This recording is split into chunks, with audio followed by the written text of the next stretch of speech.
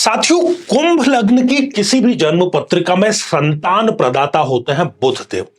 और यदि बुध देव पंचम भाव अर्थात अपने ही भाव में विराजमान हो जाए तो इनको विवाह के 1 वर्ष के भीतर ही संतान अवश्य प्राप्त होती है और वो संतान भाग्योदय कारक भी होती है।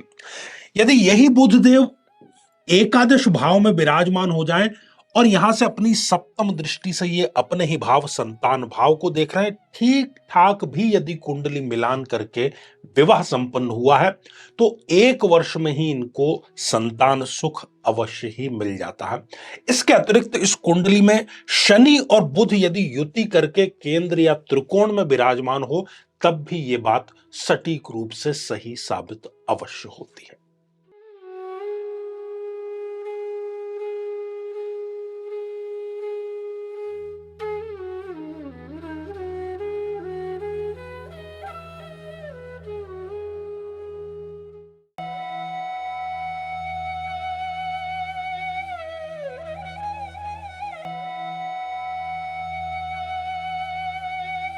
तो मेरे बहुत ही प्रिय और बेहद सम्मानित साथियों, हृदय की असीम गहराइयों से अभिनंदन, बहुत बहुत हार्दिक स्वागत।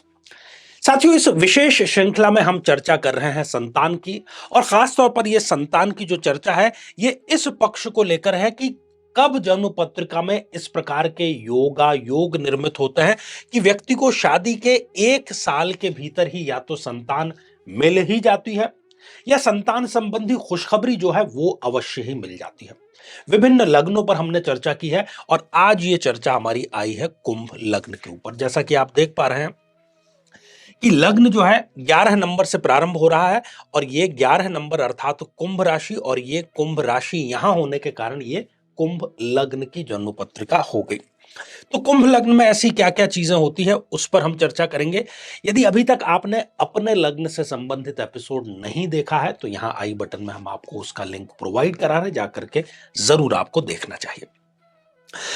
साथियों, सबसे पहली बात, यदि बुध देव अपने ही राशि में मिथुन में यहां पर विराजमान हो जाते हैं तो अपनी दशा अंतरदशा में या गोचर में वो यहां पर जब भी भ्रमण करते हैं संतान अवश्य प्रदान करते हैं। और न केवल ये संतान प्रदान करते हैं बल्कि ये संतान इनके लिए भाग्योदय कारक साबित होती है।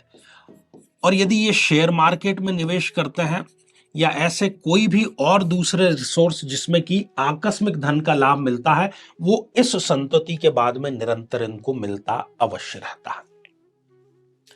साथियों, यदि बुध देव इस एकादश भाव में विराजमान हो जाएं तो यहां बैठ करके भी यदि इनके पिता या माता किसी न किसी फील्ड के स्पेशलिस्ट हैं तो उनकी आय में जबरदस्त वृद्धि जरूर हो जाती है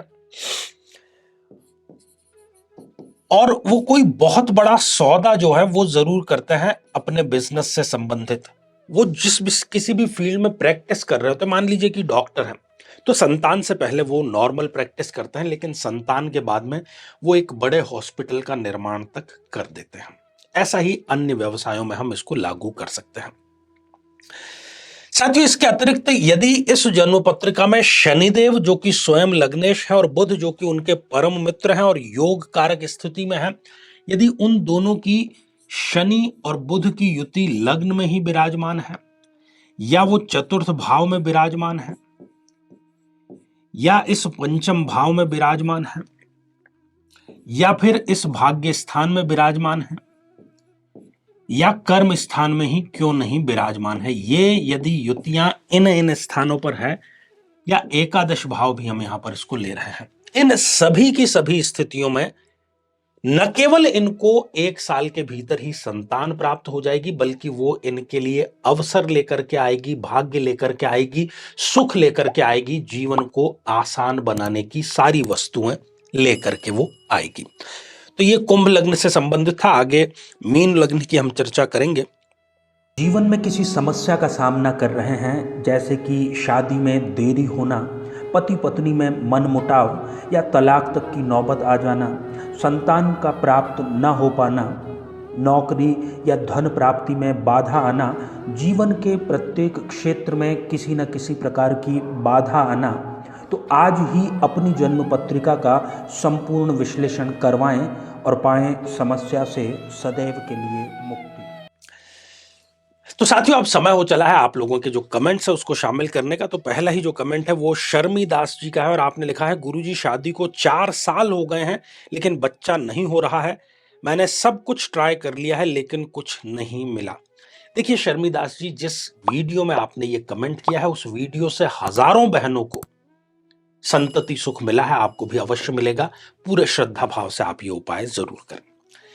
साथियों अगला कमेंट जितेंद्र प्रजापत जी का है और आपने लिखा है, गुरुजी ये सब दुर्गा सप्तशती का पाठ स्त्रियां भी कर सकती हैं क्या? जितेंद्र जी बिल्कुल कर सकती हैं, कोई दो राय नहीं इसमें।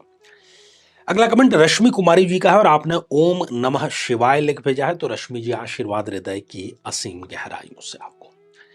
तो साथियों आज के लिए केवल इतना ही और इसी मंगल कामना के साथ में कि आप सभी स्वस्थ, समृद्ध और शांतिपूर्वक जीवन व्यतीत करें। नमस्कार।